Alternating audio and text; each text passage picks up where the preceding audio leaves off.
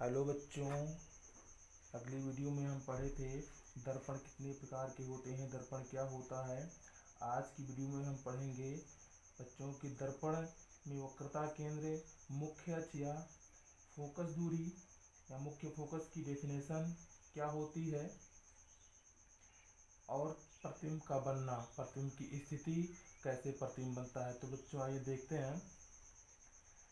सबसे पहले हम देखेंगे कन्वर्जन सेंटर यानी वक्रता केंद्र क्या होता है। तो बच्चों वक्रता केंद्र की डेफिनेशन अगर हमें याद करना है तो सबसे पहले फिगर आप ध्यान रखिए। इसी फिगर से आप वक्रता केंद्र, मुख्य फोकस, मुख्य अक्ष सबकी डेफिनेशन आप निकाल सकते हैं। तो बच्चों आप बना लीजिए फिगर अवतल दर्पण का, बारिश लगा दीजिए। अवतल दर्पण का फिगर बना दीजिए।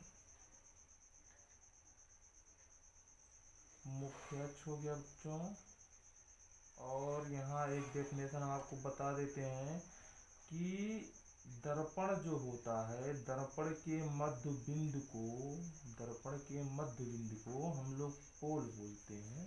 पोल, इसकी हिंदी होती है ध्रुव। तो दर्पण के मध्य बिंदु को हम लोग पोल बोलते हैं।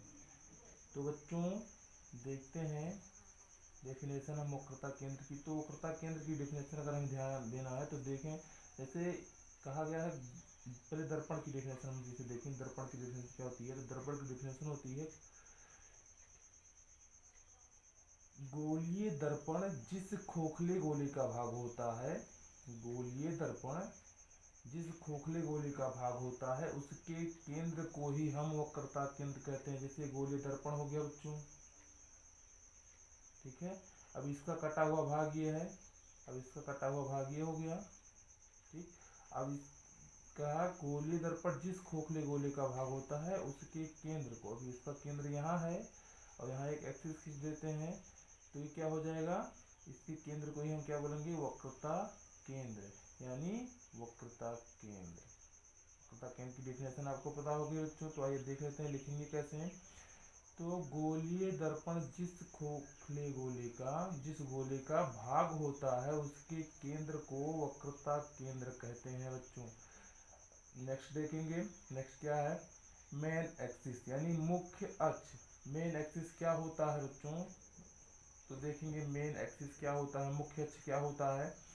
तो मुख्य अक्ष जैसे आपको अगर देना है तो आप बोल सकते हो वक्रता केंद्र और ध्रुव को मिलाने वाली सरल रेखा क्या कहलाएगी, मुख्य अक्ष कहलाएगी। यानी वक्रता केंद्र और ध्रुव को मिलाने वाली रेखा, यानी बीच की जो रेखा है, मिलाने वाली रेखा है, ये कहलाएगी मेन एक्सिस यानी मुख्य अक्ष। ये सरल रेखा हम इसलिए बोले हैं बच्चों क्योंकि अगर ये ऐसा भी है तो ये भी एक मिलाने वाली रेखा ये भी है, तो ये क्या सरल रेखा है। अब इसको मिलाने, ये भी तो रेखा मिला रही है लेकिन ये सरल रेखा नहीं है, इसलिए हम बोले हैं सरल रेखा।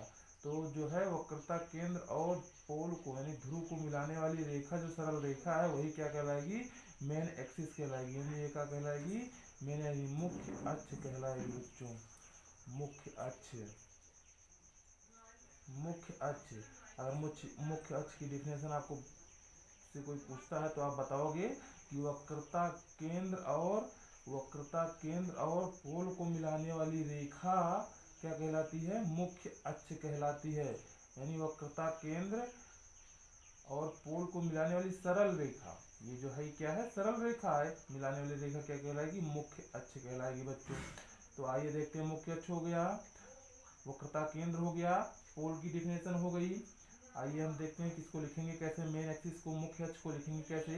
तो वक्रता केंद्र और ध्रुव, वक्रता केंद्र और ध्रुव को मिलाने वाली सरल रेखा क्या कहलाती है, मुख्य अक्ष कहलाती है बच्चों, मुख्य अक्ष कहलाती है। एंड अब तीसरा देखेंगे बच्चों क्या होता है। तीसरा क्या देखेंगे हम, मेन फोकस यानी मुख्य फोकस क्या होता है। अगर मुख्य फोकस की डेफिनेशन आपसे कोई पूछता है तो आप इसी में बता सकते हैं।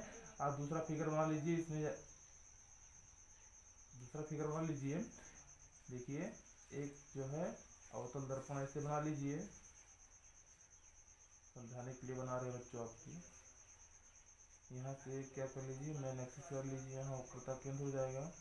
तो आपको अगर जैसे डिफिनेशन आपको यहाँ लिखना है तो आप कैसे लिखेंगे बच्चों, मुख्य फोकस की डिफिनेशन आप कैसे लिखेंगे कि मुख्य अक्ष के समांतर, यानी मुख्य अक्ष ये है, मुख्य अक्ष आपको बताए हैं अभी, मुख्य अक्ष के समांतर, समांतर मतलब बराबर, जाने वाली प्रकाश किरण, प्रकाश किरण दर्पण से टकराने के बाद, दर्पण से टकराने के बाद जब इसका परावर्तन होता है तो दर्पण के टकराने के पश्चात, परावर्तन के पश्चात मुख्य अक्ष ये है, तो मुख्य अक्ष के जिस बिंदु पर केंद्रित होती है वही क्या कहलाता है बच्चों, मुख्य फोकस कहलाता है। यानी एक बार और डिफिनेशन सुन लीजिए, वक्रता यानी मुख्य अक्ष के समांतर जाने वाली प्रकाश किरण, मुख्य अक्ष के समांतर जाने वाली प्रकाश किरण दर्पण से टकराने के बाद, दर्पण से जब टकराती है तो उसका परावर्तन होता है, यानी दर्पण से टकराने के बाद मुख्य अक्ष के जिस बिंदु पर केंद्रित होती है वही क्या कहलाता है, मेन फोकस, यानी मुख्य फोकस कहलाता है बच्चों।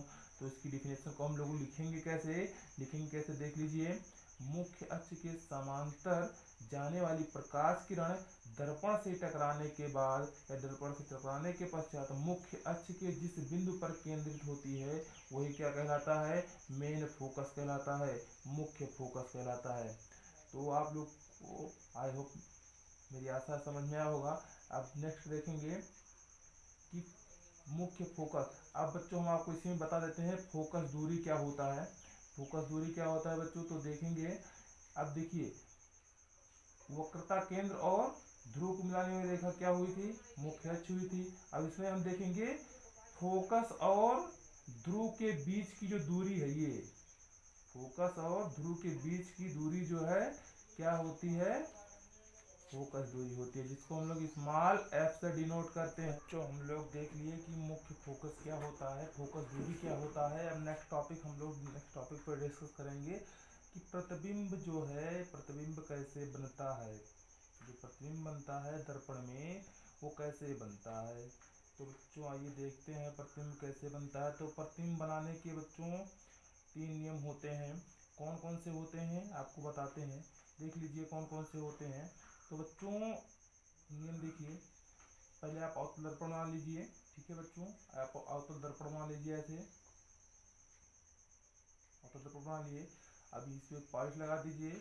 और पहला नियम बहुत ही आसान है बच्चों, आपके लिए अगर समझ में आ जाए, ध्यान दीजिएगा थोड़ा, क्योंकि अगर नियम आपको नहीं पता रहेगा तो जो है आप प्रतिबिंब नहीं बना सकते हैं।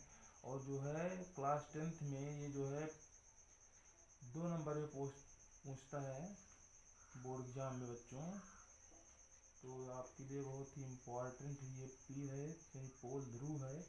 अब देखिए पहला नियम तो उसी पे फॉलो करेगा जो आपको अभी बताए हैं। फोकस की परिभाषा, मुख्य अक्ष के समांतर, या कर लीजिए, मुख्य अक्ष के समांतर जाने वाली प्रकाश किरण दर्पण से टकराने के बाद फोकस से होकर जाती है, फोकस से होकर जाती है। तो ये जो पहला नियम है क्या है, मुख्य अक्ष के समांतर जाने वाली प्रकाश किरण दर्पण से अगर टकराती है तो परावर्तन के पश्चात फोकस से होकर जाती है। पहला नियम हो गया बच्चों, पहला नियम हो गया। और दूसरा नियम क्या है बच्चों, आइए दिखाते हैं, इसको देख लीजिए जरा। इसमें हम बताए हैं मुख्य अक्ष के समांतर जा रही है प्रकाश, दर्पण से टकराने के पश्चात जब परावर्तन हो रहा है इसका तो कहाँ जा रही है, फोकस से होकर जा रही है। और आप अभी फोकस की परिभाषा यही पढ़े हो कि मुख्य अक्ष के समांतर जाने वाली प्रकाश किरण दर्पण से टकराने के बाद मुख्य अक्ष के जिस बिंदु पर केंद्रित होती है उसी को हम क्या बोलते हैं, मुख्य फोकस बोलते हैं। अब आपको तो फोकस पता हो गया, तो आप ये नियम में आप क्या लिखोगे, मुख्य अक्ष के समांतर जाने वाली प्रकाश किरण दर्पण से टकराने के पश्चात मुख्य अक्ष जो है, मुख्य अक्ष के फोकस से होकर जाती है, मुख्य अक्ष के फोकस से होकर जाती है। आप फोकस की डिफिनेशन आपको पता है। अब पहला नियम आपको पता हो गया। अब हम नेक्स्ट अगला नियम देखेंगे कि अगला नियम क्या है। अगला नियम है बच्चों, अगर हम प्रकाश किरण को मुख्य फोकस से होकर गुजारें तो क्या होगा। तो बच्चों देखते हैं कि अगर हम प्रकाश किरण को मुख्य फोकस से होकर गुजारते हैं तो क्या होगा। अगर प्रकाश किरण यही है, अवतल दर्पण आप बना लीजिए तुरंत जो है और पॉलिश लगा दीजिए, समझाने के लिए आपको बना दिए हैं। देखिए ये मुख्य अक्ष हो गया, ये पोल हो गया बच्चों, ये वक्रता केंद्र हो गया।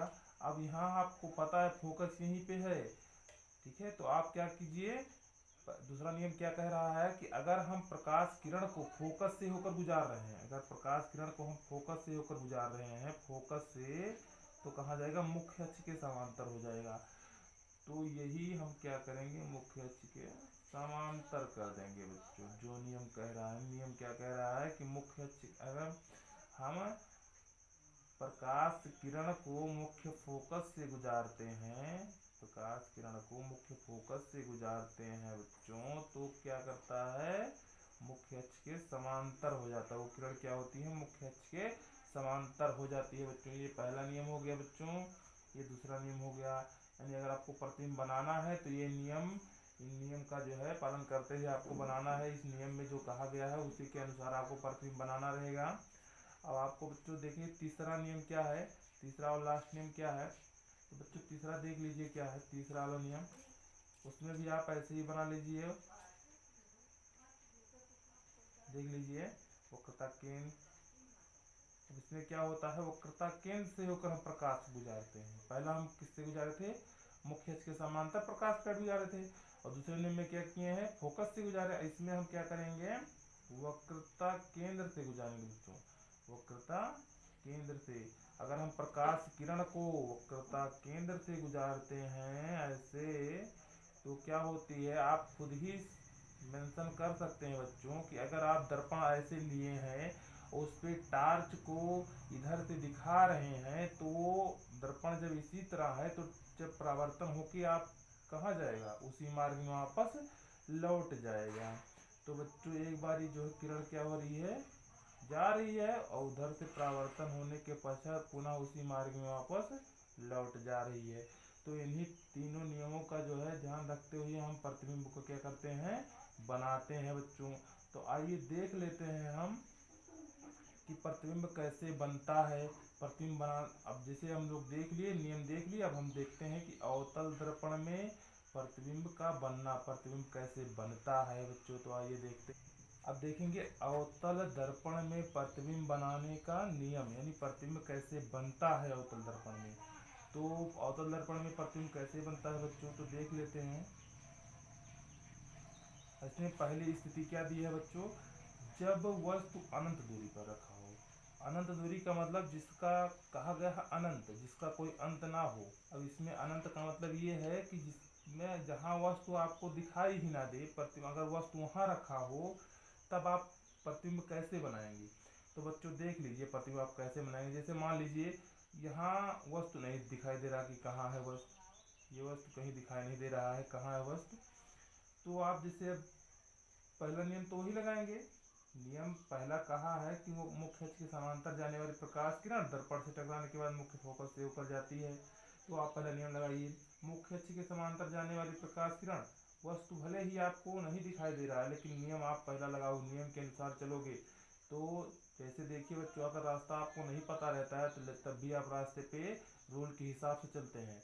अब उसी तरह बच्चों देखिए इसमें क्या है, आपको भले ही वस्तु दिखाई नहीं दे रही है लेकिन क्या है, आपको नियम के अनुसार चलना। तो नियम के अनुसार नियम क्या कह रहा है कि जब वस्तु जब प्रकाश किरण मुख्य अक्ष के समांतर गुजारी जाती है तो फोकस से होकर जाती है। तो देख लीजिए पहले नियम वही लगाए हैं, मुख्य अक्ष के समांतर जाने वाली प्रकाश किरण दर्पण से टकराने के बाद मुख्य फोकस से होकर गई है। बच्चों इतना आपको समझ में आया। अब वही नियम हम क्या करेंगे, नीचे से भी लगा देंगे। वही नियम क्या करें, क्योंकि हमें वस्तु तो दिखाई नहीं दे रहा है तो हम एक ही नियम लगाएंगे, ठीक है। अब यहाँ हम जहाँ दो किरणें मिलती हैं प्रतिबिंब वही बनता है बच्चों, आप ध्यान दीजिएगा ये टॉपिक। जैसे प्रतिबिंब वही बनेगा जहाँ दो किरणें आपस में मिलेंगी। दो किरणों का मतलब क्या है बच्चों, आप देखिए प्रतिबिंब कहाँ बनेगा, जहाँ दो चीजें मिलेंगी, जैसे सूर्य की किरणें और आपका जहाँ मिला होता है प्रतिबिंब, आपका परछाई वही बनता है बच्चों। ऐसे देखिए जब दो किरणें मिलेंगी तो आप प्रतिबिंब आपको वही बनेगा। तो देखिए बच्चों वही जो नियम नीचे से अभी हम लगाएंगे, मुख्य अक्ष के समांतर जाने वाली प्रकाश किरण दर्पण से टकराने के बाद, तो ये भी मुख्य अक्ष के फोकस से होकर जाएगी। और जब फोकस से होकर गई दोनों किरणें आपस में ही मिली, और जब आपस में किरणें मिली तो एक ही जगह पे मिल गई। कहने का मतलब एक ही जगह पे मिली और एक ही बिंदु पर मिली। बिंदु का मतलब जैसे फोकस पे ही दोनों जाके मिल गई। तो कहाँ बनेगा प्रतिबिंब, फोकस पे बनेगा, मुख्य फोकस पे। यानी कि अगर हमें इसे लिखना हो तो कैसे लिखेंगे, जब वस्तु अनंत दूरी पर रखा हो, यानी अवतल दर्पण में जब वस्तु अनंत दूरी पर रखा हो तब उसका प्रतिबिंब वास्तविक बनेगा। वास्तविक बना मतलब दिखाई दे रहा है आपको, वास्तव में यही बना है, वास्तविक वास्तविक प्रतिबिंब बना है। और सीधा वास्तविक उल्टा बना, सॉरी उल्टा प्रतिबिंब बना। उल्टा बनने का मतलब ये है कि दर्पण से टकराया और उसी मार्ग में वापस चला आया तो उल्टा नहीं बना। अगर हमें आप टॉर्च दिखाए, प्रतिबिंब आपका उधर बना होता तब क्या होता, ये सीधा बनता। लेकिन दर्पण जिस तरफ दर्पण है, जिस तरफ से आप टॉर्च दिखा रहे हैं, कहने का मतलब प्रकाश किरण गुजार रहे हैं, उसी मार्ग में जब प्रतिबिंब बन रहा है, उसी मार्ग में वापस आके प्रतिबिंब बन रहा है तो उल्टा तो बनेगा ही। तो वास्तविक बना और क्या बना, उल्टा बना। और कैसा बना, अत्यधिक छोटा प्रतिबिंब बना, बिंदु के आकार का। कहाँ बना है, फोकस पे। तो बच्चों इसको लिखेंगे कैसे, देख लेते हैं। देखेंगे, जब वस्तु अनंत दूरी पर रखी हो तब उसका प्रतिबिंब मुख्य फोकस पर वास्तविक उल्टा अत्यधिक छोटा बिंदु के आकार का जो है प्रतिबिंब बनता है। तो पहली स्थिति हो गई, यहाँ 5 स्थितियां दी हैं, 6 स्थितियां दी हैं बच्चों। अब 6 स्थिति में से हम एक स्थिति पढ़ ली, जब वस्तु अनंत दूरी पर रखी हो। अगली स्थिति क्या दिया है बच्चों, जब वस्तु अनंत और वक्रता केंद्र के बीच रखी हो। अब इसमें आपको दो एक ही स्थिति दो तरीके से आप दिया रहता है। एक रहता है वक्रता केंद्र से अधिक दूरी पर रखा रहे। अब यहाँ कहने का मतलब जब वक्रता केंद्र से अधिक दूरी पर रहेगा तब भी यहाँ अनंत का मतलब तो दिखाई तो दे नहीं रहा, तो अनंत का मतलब यहाँ है। अनंत कहीं भी हो सकता है, इधर उधर, मतलब जहाँ वस्तु ना दिखाई दे अनंत वही है, तो अनंत इधर है वक्रता केंद्र। अब इसके बीच में ही तो आप प्रतिबिंब वस्तु रख रहे हैं, तो आप ये भी लिख सकते हैं जब वस्तु अनंत और वक्रता केंद्र के बीच रखी हो, और ये भी लिख सकते हैं जब वस्तु वक्रता केंद्र से परे यानी दूर रखी हो, ये भी लिख सकते हैं। तो बच्चों हम आप लिखे हैं जब वस्तु अनंत और वक्रता केंद्र के बीच रखी हो तब उसका प्रतिबिंब कैसा बनेगा, देखते हैं बच्चों। अब देख लीजिए, जब वस्तु क्या, वक्रता केंद्र और अनंत के बीच, अब अनंत इधर ही है, वक्रता केंद्र से बीच में वस्तु रख दिया। और बच्चों वस्तु को जो है हम लोग किससे, बी से डिनोट करते हैं, बी से। यहाँ वस्तु नहीं दिखाई दे रहा था इसलिए हम वहां नहीं बताया आपको। अब यहाँ वस्तु हम लोग रखे हैं, वस्तु हमें शो कर रहा है तो इसको हम लोग बी से डिनोट करते हैं, आप लोग जान लीजिए। तो बच्चों यहाँ देख लिए, अब वक्रता केंद्र और अनंत के बीच हम रख दिए वस्तु को। अब वस्तु को जब रखे तो वस्तु के हिसाब से हम जब इसमें प्रकाश किरण गुजारेंगे तो प्रकाश किरण हम पहले नियम के अनुसार जब गुजारेंगे तो कौन सा नियम लगेगा, पहला नियम लगेगा जब मुख्य अक्ष के समांतर जाने वाली प्रकाश किरण दर्पण से टकराने के बाद मुख्य फोकस से होकर आई। अब मुख्य फोकस से होकर चली आई। और दूसरा नियम बच्चों क्या है, दूसरा नियम क्या है, वक्रता केंद्र से होकर जाने वाली रेखा, वक्रता केंद्र से होकर जाने वाली रेखा जब हम लोग देखेंगे, वक्रता केंद्र से होकर जाने वाली रेखा पुनः उसी मार्ग में वापस लौट जाती है, हम आपको बताएं पहले ही। तो देखिए बच्चों क्या होता है, वक्रता केंद्र से होकर जाने वाली रेखा पुनः परिवर्तन के पश्चात पुनः उसी मार्ग में वापस लौट गई, ये दूसरा नियम हुआ। अब देखिए बच्चों, ये किरण यहाँ जो पहले हम गुजारे हैं वो मुख्य अक्ष के समांतर जाने वाले प्रकाश किरण, तो वो फोकस से होकर भी, यानी किरण कहाँ आया, यहाँ आया। अब देखिए दूसरा हम क्या, वक्रता केंद्र से होकर जाने वाली रेखा दर्पण से टकराने के पश्चात उसी मार्ग में वापस लौट गई, यानी दोनों किरणें आपस में कहाँ मिली, यहाँ मिली। अब यहाँ कोई बिंदु, जैसे वहां फोकस था यहाँ कोई बिंदु नहीं है, इसलिए इसको हम मान लेते हैं बी, बी डैश मान लीजिए क्योंकि यहाँ बी आप मान चुके हैं। अब यहाँ वस्तु कहाँ बना, देख लीजिए प्रतिबिंब कहाँ बना, दोनों किरणें मिली यानी प्रतिबिंब कहाँ बना, फोकस और वक्रता केंद्र के बीच बना बच्चों। यानी कहाँ बना प्रतिबिंब, वक्रता केंद्र और फोकस के बीच। यानी अगर हमें आज इसको लिखना हो तो कैसे लिखेंगे, देख लीजिए आपको बता चुके हैं।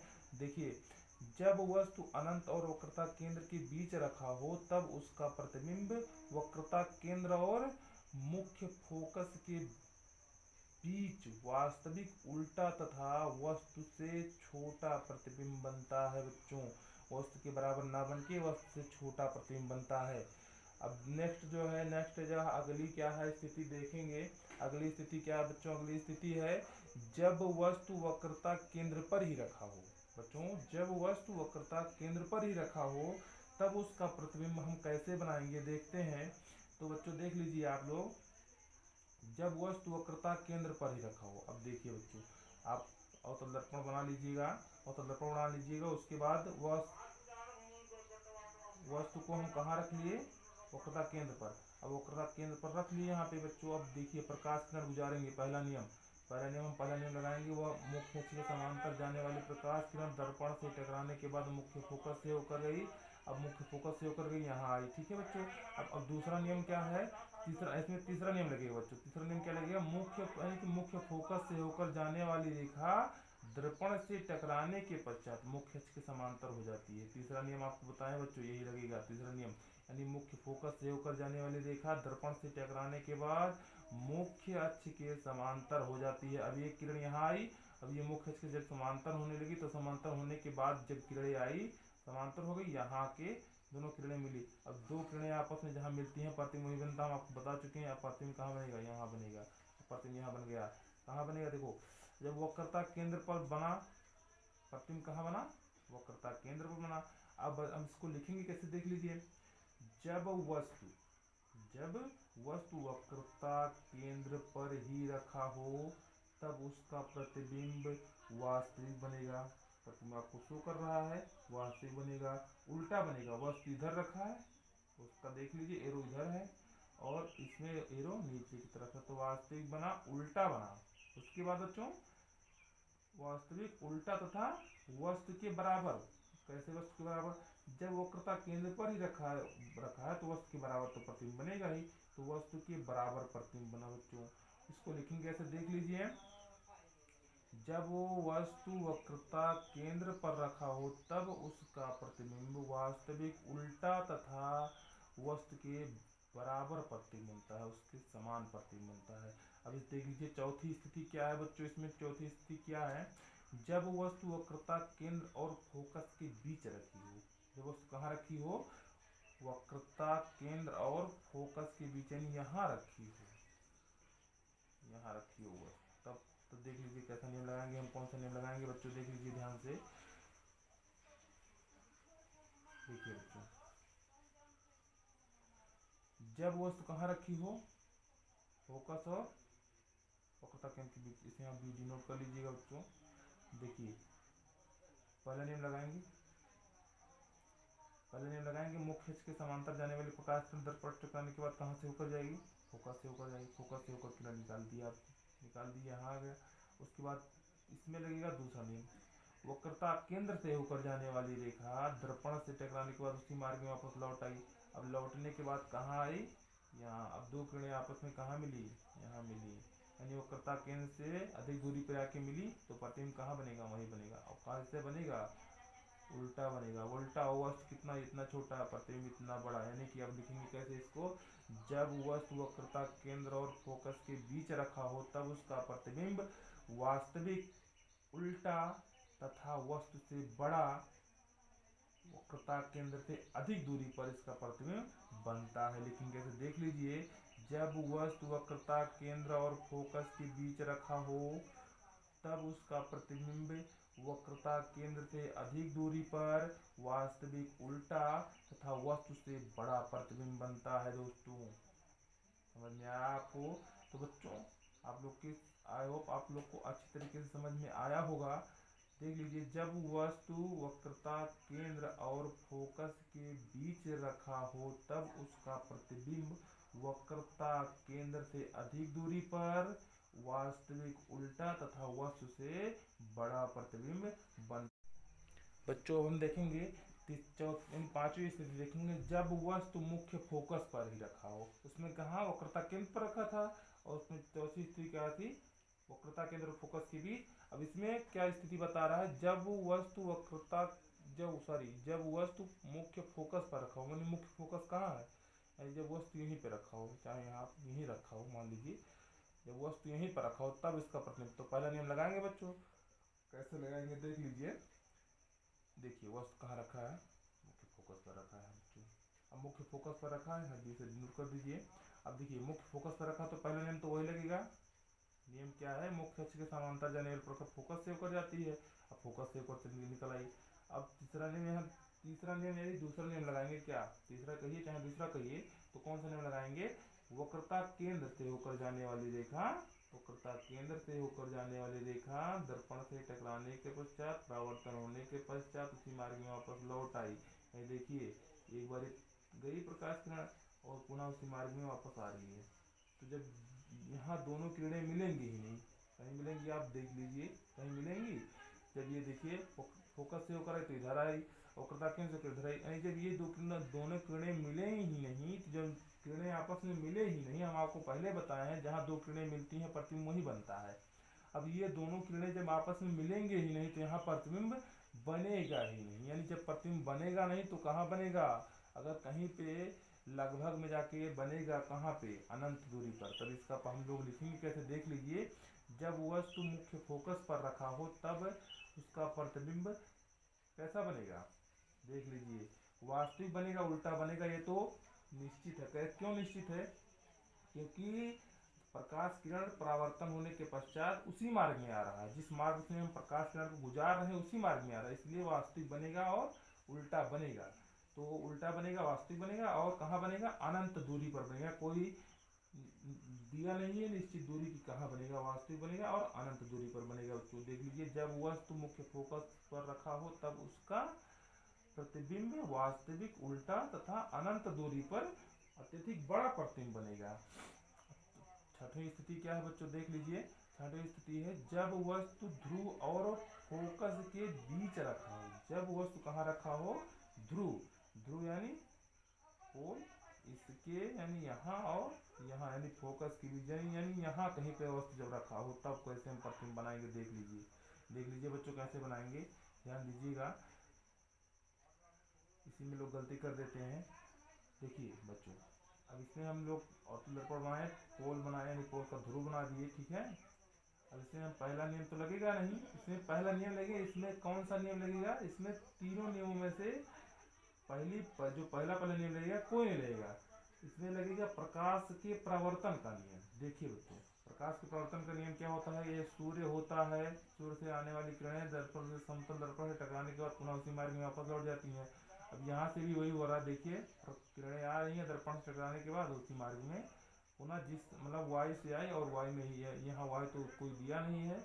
अब देखिए क्या है, टकराने के बाद उसी मार्ग में वापस लौट आई, देखिए, ठीक है। तो ये क्या है, प्रकाश के प्रवर्तन का नियम हो गया। और जो तीसरा नियम इसमें लगा है, वक्रता केंद्र से होकर जाने वाली रेखा। अब वक्रता केंद्र से देखिए, जब प्रकाश का परावर्तन होगा तो उसका जो है कुछ भाग छाया करेगा, कुछ भाग आभासी, जो है आभासी तरीके से दर्पण के बाईं ओर, यानी कि दर्पण की दूसरी तरफ कुछ प्रतिबिंब बनेगा। और इसका जब दूसरा नियम लगाएंगे तब भी वही होगा, कुछ जो है परछाई की तरह जो है आभासी रूप से जो है प्रतिबिंब बनेगा। किधर बनेगा, दर्पण की दाईं ओर, यानी पाई इधर है, दाईं ओर, दाईं ओर बनेगा। दर्पण के पीछे आप कर सकते हैं। तो आप इसको लिखेंगे कैसे, जब वस्तु ध्रुव और मुख्य फोकस के बीच रखी, ध्रुव और मुख्य फोकस के बीच रखी हो, ध्रुव और मुख्य फोकस, तब उसका प्रतिबिंब कैसा बनता है, कहाँ बनता है, मुख्य फोकस के बीच नहीं, जब वस्तु ध्रुव और मुख्य फोकस के बीच रखा हो तब उसका प्रतिबिंब जो है दर्पण के पीछे आभासी बनेगा। और जब प्रतिबिंब आभासी बनेगा बच्चों तो प्रतिबिंब एकदम सीधा बनेगा। देखिए जिस तरफ वस्तु रखा है उसी तरफ बना है। और दर्पण जो प्रतिबिंब बनेगा वो कहने का मतलब वास्तविक नहीं रहेगा, आभासी रहेगा। वास्तविक रहने का मतलब एकदम शो करेगा, लेकिन आभासी रहेगा तो शो नहीं करेगा, इसलिए इसे डॉट लाइन से हम शो कर रहे हैं। अब देखिए, आभासी तथा सीधा और वस्तु से बड़ा प्रतिबिंब बन। तो बच्चों हम लोग देख लिए कि अवतल दर्पण में प्रतिबिंब कैसे बनता है। अब जो है हम अगली टॉपिक पे डिस्कस करेंगे कि उत्तल दर्पण में प्रतिबिंब कैसे बनता है। बच्चों उत्तल दर्पण आपको बताएं किसे कहते हैं, जिसपे दबे हुए तल पे पॉलिश लगा, यानी ऐसा रहेगा, दबे हुए तल पे जो पॉलिश लगा होता है बच्चों, तो वो क्या कहलाता है, उत्तल दर्पण। और उत्तल दर्पण में प्रतिबिंब कैसे बनता है बच्चों, इसको हम लोग देखेंगे। आप देख रहे हैं क्या, उत्तल दर्पण में प्रतिबिंब का वर्णन, यानी उत्तल दर्पण में प्रतिबिंब कैसे बनता है। तो देखेंगे नियम वही रहेगा, बस इसमें क्या होगा बच्चों, आभासी रूप से बनेगा। तो जब वस्तु, इसमें वही स्थिति है जब वस्तु अनंत पर रखा, इसमें दो ही स्थितियां होती हैं बच्चों, जब वस्तु अनंत पर रखा होता है, और एक स्थिति और अभी आपको हम आगे बताएंगे जब वस्तु अनंत पर रखा है। अब देखिए अनंत पे रखा है तो कैसा प्रतिबिंब बनेगा, अनंत पे रखा तो अनंत, जब अनंत पे रहेगा तो हमें वस्तु दिखाई नहीं देगा। अब वस्तु नहीं दिखाई दे रहा, मतलब हम लोग मान ले रहे हैं कि अनंत पे रखा है यहाँ पे। यहाँ देखिए अनंत पे रखा, पहला नियम लगाएंगे वही मुख्य अक्ष के समांतर जाने वाली। अब मुख्य अक्ष के समांतर गुजारेंगे प्रकाश किरण को तो कुछ तो जो है परावर्तन होके उसी मार्ग में वापस लौट जाएगी, लेकिन जो उसका कुछ भाग है प्रतिबिंब का, जो किरण का, वो डॉट डॉट लाइन से कहाँ प्रदर्शित कर रहा है, एफ पे। और नीचे से भी वही नियम हम लोग अवतल दर्पण में भी यही किए थे, नीचे से भी वही नियम लगाए थे, ऊपर से इसमें भी वही कर रहे हैं। अब नीचे से भी वही नियम लगा रहे हैं। अब देखिए नीचे से तभी क्या शो कर रहा है कि मुख्य फोकस पे ही क्या कर रहा है, शो कर रहा है डॉट डॉट से, यानी प्रतिबिंब कहाँ बन रहा है, मुख्य फोकस पे बन रहा है, दर्पण के दाईं ओर बन रहा है दूसरी तरफ। देखिए जब वस्तु अनंत दूरी पर रखा हो तब उसका प्रतिबिंब दर्पण के पीछे फोकस पर आभासी सीधा तथा अत्यधिक छोटा बिंदु के आकार का प्रतिबिंब बनता है। देखिए बिंदु के आकार का उसमें भी बना था क्योंकि फोकस पर बना था, अब इसमें भी वही हुआ, लेकिन कहाँ बना है, ये दर्पण के पीछे बना है। और कैसा बना है, आभासी बना है। आभासी बना है इसलिए ये सीधा प्रतिबिंब है बच्चों। इसको लेकिन कैसे आप लोग देख चुके हैं। अब हम लोग आगे डिस्कस करते हैं अगली स्थिति की। अगली स्थिति क्या है देखेंगे, जब वस्तु अनंत और दर्पण के ध्रुव के बीच रखी हो, यानी अनंत और ध्रुव के बीच, आप ऐसा सीधा कह सकते हैं अनंत और ध्रुव के बीच। जब वस्तु अनंत तथा दर्पण के ध्रुव के बीच, आप ये भी कह सकते हैं, ये भी कह सकते हैं जब वस्तु अनंत और ध्रुव के बीच रखा हो। अब देखेंगे कि अनंत और ध्रुव के बीच रखा है तो कैसा प्रतिबिंब बनेगा, देख लीजिए। देखिए ये बच्चों दर्पण हो गया, उत्तल दर्पण, ये वस्तु हो गया, ठीक है। अब वस्तु यहाँ रख दिए हम, ठीक है। क्या करा, अनंत, तो अनंत कहाँ है, इधर ही तो है। अब अनंत और कहाँ रखा हो, ध्रुव के बीच, वो ध्रुव और अनंत के बीच रखा है। यहाँ पे हम आपको पहले यही बताए थे बच्चों कि चाहे आप कहिए अनंत और ध्रुव के बीच कहिए, चाहे वक्रता केंद्र और अनंत के बीच कहिए, या फिर कहिए अनंत वक्रता केंद्र से अधिक दूरी पर रखा हो। देखिए वही यहाँ भी है, क्या है, चाहे आप कहिए पोल और यानी ध्रुव और कहाँ अनंत के बीच रखा हो, यही चाहे कहिए, और चाहे कह लीजिए जो है ध्रुव से अधिक दूरी पर रखा हो, ठीक है। अब ध्रुव से अधिक दूरी पर रखा है। अब देखिए पहला नियम लगाए तो पहला नियम पर परावर्तन हुआ, कुछ मुख्य अक्ष के समांतर गया, जो कहे परावर्तन होने के बाद मार्ग में वापस लौट आया। और कुछ जो भाग कहाँ शो कर रहा है, मुख्य फोकस पे, पहले वाली तरह फोकस पे शो कर रहा है। और दूसरा नियम क्या लगाएंगे बच्चों की वक्रता केंद्र से ऊपर जाने वाली, अब वक्रता केंद्र से ऊपर जाने वाली रेखा जो है ये तो जाएगी और उसी मार्ग में वापस लौट आएगी। अब ये गई, देखिए गई और यहाँ डॉट डॉट लाइन से यानी आभासी रूप से गई और उसी मार्ग में वापस लौट आई। तो जहाँ दो किरणें मिलेंगी प्रतिबिंब वही बनेगा। अब देखिए दोनों किरणें कहाँ मिली, यहाँ। अब तो जहाँ दोनों किरणें मिली प्रतिबिंब वही बनेगा। अब देखिए प्रतिबिंब यहाँ बन गया। अब हम लिखेंगे कैसे इसको, ये देख लीजिए, सुन लीजिए एक बार। जब वस्तु जो है, जब वस्तु जो है अनंत और दर्पण के ध्रुव के बीच रखा हो तब उसका प्रतिबिंब कैसा बनेगा, कैसा बनेगा, आभासी बनेगा। आभासी बनेगा और कैसा बनेगा, सीधा बनेगा, यानी आभासी सीधा तथा जो है दर्पण के पीछे प्रतिबिंब बनेगा, ठीक है बच्चों। यानी लिखेंगे देख लीजिए, जब वस्तु अनंत ध्रुव के, अनंत या ध्रुव के बीच, अनंत या ध्रुव के बीच रखा हो तब उसका प्रतिबिंब दर्पण के पीछे फोकस पर, फोकस पर ही बना, फोकस और ध्रुव के बीच, यानी फोकस और, जब वस्तु कहाँ रखी हो, अनंत और ध्रुव के बीच रखी हो तब उसका प्रतिबिंब दर्पण के पीछे ध्रुव और फोकस के बीच वास्तविक ना बन के यहाँ आभासी बना है, क्योंकि ये दर्पण के बाईं ओर बना हो। जब बाईं ओर प्रतिबिंब बनता है तो आभासी बनता है, तो कैसा प्रतिबिंब बनेगा, आभासी तथा सीधा प्रतिबिंब बनता है। देख लीजिए, जब वस्तु अनंत और ध्रुव के बीच रखा हो तब उसका प्रतिबिंब दर्पण के पीछे फोकस और ध्रुव के बीच आभासी तथा छोटा, वस्तु से छोटा प्रतिबिंब बनता है। तो बच्चों हम आशा करते हैं कि आपको समझ में आया होगा।